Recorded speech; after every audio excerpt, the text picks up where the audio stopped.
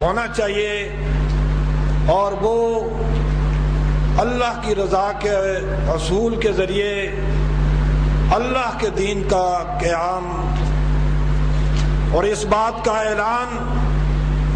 کہ میری زندگی کا مقصد تیرے دین کی سرفرازی، میں اسی لیے مسلمان، میں اسی لیے نمازی۔ میرے بھائیوں، یہ وہ پیغام ہے، یہ وہ دعوت ہے، یہ وہ میسج ہے جسے ہم نے خوش دلی کے ساتھ قبول کیا ہے، اور اب اسی میسج کا اور اسی دعوت کا اور اسی پیغام کا ہم سے یہ تقاضا ہے کہ ہم اپنی زندگی کے مقاصد اسی نصب العین کی روشنی میں متعین کریں اور اپنی توانائیاں اور اپنی صلاحیتیں اسی نصب العین کے اصول کے لیے خرچ کریں۔ میرے بھائیوں، بے وفائی ہوگی اگر ہم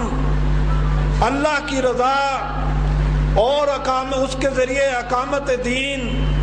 مکمل اسلامی نظام کے قیام کا نصب العین ٹھہراتے ہوئے پھر ہماری سرگرمیوں کا محور کوئی اور ہو، کوئی مادیت کا بت ہو، کوئی کیریئر کا اصول ہو، کوئی تجارت کی بڑھوتری ہو، کوئی اور اسی طرح مادیت کے حوالے سے ہو، تو میں سمجھتا ہوں کہ یہ اپنے نصب العین کے ساتھ بے وفائی اور دھوکہ کرنے کے مترادف ہوگا۔ اس لیے جس نصب العین کو ہم نے خوش دلی کے ساتھ، رغبت کے ساتھ اور اپنے دل کی پسندیدگی کے ساتھ قبول کیا ہے، اس کا بہرحال یہ تقاضا ہے کہ ہم اس کے اصول کے لیے جدوجہد کریں، تگ و دو کریں، اور اس نظام کو برپا کرنے کے لیے اپنی ساری صلاحیتیں اور اپنی ساری قوتیں صرف کر دیں۔ میرے بھائیوں، اس حوالے سے ہمیں اپنے کردار کو متعین کرنا ہے اور دیکھنا ہے کہ 24 گھنٹوں کے اندر ہم اللہ کے دین کے قیام کے حوالے سے کتنا وقت صرف کرتے ہیں۔ جتنا وقت صرف کریں گے اسی کے نتیجے میں تبدیلی آئے گی، اسی کے نتیجے میں فضا بدلے گی، ماحول بدلے گا، اور نظام میں کوئی ہم تبدیلی لا سکتے ہیں۔ لیکن بغیر وقت کی قربانی کے، بغیر وقت دیے، بغیر وقت کا سرمایہ خرچ کیے ہم کوئی تبدیلی نہیں لا سکتے۔ تبدیلی لانا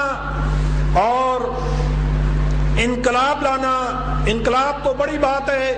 تبدیلی لانے کے لیے میرے بھائیوں ہمیں وقت دینا ہوگا، وقت کا سرمایہ خرچ کرنا ہوگا۔ اور میں آپ بھائیوں سے یہ گزارش کروں گا کہ 24 گھنٹوں میں سے اپنی اس پسندیدہ دل و جان سے عزیز دعوت اور پیغام اور انقلاب کے لیے کم از کم 2 گھنٹے، 1.5 گھنٹہ اور 2.5 گھنٹے ہمیں روزانہ نکالنے ہوں گے۔ تب جو ہے یہ کم از کم ٹائم ہے، اس کے نتیجے میں کوئی چینج آ سکتا ہے، معاشرے کے اندر کوئی تبدیلی آ سکتی ہے، کوئی اسلامی انقلاب کے لیے فضا تیار ہو سکتی ہے۔ اگر یہ وقت ہم نہیں دیں گے تو پھر کوئی تبدیلی محض نعروں کی بنیاد پر، محض خیالات کی بنیاد پر، خوابوں کی بنیاد پر نہ ماضی میں کوئی تبدیلی آئی ہے، نہ مستقبل میں کوئی تبدیلی آ سکتی ہے۔ اس کے لیے بہرحال ہمیں قدم اٹھانا ہوگا، اور دعوت کا کام جو بنیادی کام ہے اور جس کے حوالے سے آپ نے یہاں گفتگو سنی اور جس کے گرد ہماری ساری تربیت گاہ جو ہے وہ گھومتی تھی، یہ دعوت کا کام ہم نے کرنا ہے۔ میرے بھائیوں، انبیاء علیہم السلام نے اسی کام کو کیا ہے، اور یہی کام ان کو تحفیظ تھا، اور اسی لیے انبیاء علیہم السلام مبعوث کیے گئے تاکہ وہ دعوت کا کام کریں۔ اور آپ دیکھیے کہ نماز اور روزہ اور دیگر جو فرائض ہیں، حج اور زکوٰۃ، یہ بعد میں فرض ہوتے ہیں، ان کی فرضیت کا اعلان بعد میں کیا جاتا ہے، لیکن حضور اکرم صلی اللہ علیہ وسلم پر پہلی وحی نازل ہونے کے بعد جو دوسرا میسج کنوے کیا گیا ہے، جو دوسری وحی آپ صلی اللہ علیہ وسلم پر نازل ہوئی، وہ یا ایھا المدثر قم فانذر وربک فکبر، کہ اے کملی اوڑھنے والے، اے آرام اور استراحت کرنے والے، اب غار حرا سے باہر نکل، کھڑے ہو جا، لوگوں کو ڈرا اور ان کے سامنے فکبر، اللہ کی کبریائی کا اظہار کر، یعنی دوسرے معنوں میں اللہ کے دین کے نفاذ کے لیے کوشش اور جدوجہد کر۔ میرے بھائیوں، باقی فرائض بعد میں ہوتے ہیں، لیکن یہ دعوت کا فریضہ جو ہے، یہ میسج جو ہے لوگوں تک پہنچانے کا، یہ دعوت اور انقلاب کی اس دعوت کو، یہ پہلی وحی کے بعد دوسری وحی اس کے بارے میں کہی جاتی ہے، اور پھر حضور اکرم صلی اللہ علیہ وسلم فاران کی چوٹیوں پہ کھڑے ہوتے ہیں اور قریش کو پکارتے ہیں، بلاتے ہیں، اور اس کے بعد ان کے سامنے یہی دعوت، قولوا لا الہ الا اللہ تفلحوا یا ایھا الناس قولوا لا الہ الا اللہ تفلحوا، یہی بنیادی دعوت، اللہ کی بندگی اور اطاعت کی دعوت ان کے سامنے رکھتے ہیں کہ اس دعوت کو قبول کر لو گے تو کامیاب و کامران، دنیا کے اندر بھی اور آخرت کے اندر بھی کامیاب و کامران ہو جاؤ گے۔ میرے بھائیوں، اسی دعوت کے امین آج ہم ہیں، اسی پیغام کو دل کی خوش دلی کے ساتھ، رغبت کے ساتھ ہم نے قبول کیا ہے، اور اسی کے داعی ہم ہیں۔ آج پھر ہماری زندگی کا کوئی اور مقصد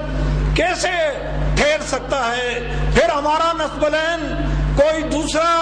کس طرح بن سکتا ہے؟ اس کے لیے ہمیں ٹائم دینا ہوگا، اور ایک ایک گھر، ایک ایک بستی، ایک ایک فرد تک پہنچنا ہوگا، اور اس کے دل پہ دستک دینی ہوگی، اور اس کے سامنے اللہ کی یہ دعوت اور اللہ کا یہ پیغام رکھنا ہوگا۔ اس کے نتیجے میں میرے بھائیوں، جو افراد کار ہمیں میسر آئیں، انہیں منظم کرنا، اپنی تنظیم میں پرونا، اپنی جماعت میں سمونا، یہ ہمارا کام ہے۔ ایک کارکن کا، تحریک اسلامی کے ایک فرد کا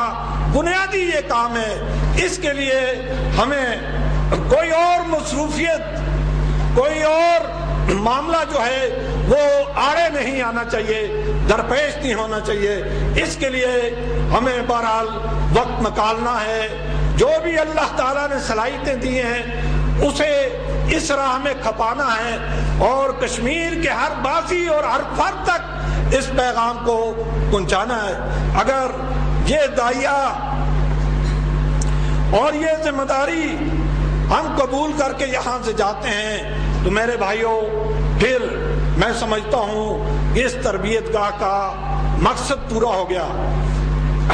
اور فیلڈ میں جا کر ہم اللہ کے دین کے حوالے سے ابلاغ کرتے ہیں، لوگوں تک اپنا پیغام پہنچاتے ہیں، ساتھیوں کو پھر سمیٹتے ہیں، جماعت کو منظم کرتے ہیں، تو یہ میں سمجھتا ہوں کہ ہم نے اپنی ذمہ داری کا حق کسی نہ کسی حد تک ادا کرنے کی کوشش کی ہے۔ تو اس کے لیے میرے بھائیوں ہمیں کمر کسنا چاہیے۔ موجودہ جو حالات ہیں، ان حالات کا بھی یہی تقاضا ہے کہ ہم دعوت کے فیلڈ میں اپنا پیغام لوگوں تک پہنچائیں اور رائے عامہ کو منظم کریں۔ اس حوالے سے ہماری دنیا بھی اس سے سنور جائے گی اور ہماری آخرت بھی اس سے جو ہے وہ سنور جائے گی، بہتر ہو جائے گی۔ اس لیے اس حوالے سے میرے بھائیوں، اس کے ساتھ، اس دعوت کے ساتھ جو ہماری کمٹمنٹ ہے، جو اس کے ساتھ ہمارا تعلق اور واسطہ ہے، یہ قرآن اور حدیث کا مطالعہ ہمیں اس کے ساتھ جوڑ سکتا ہے، وہ بار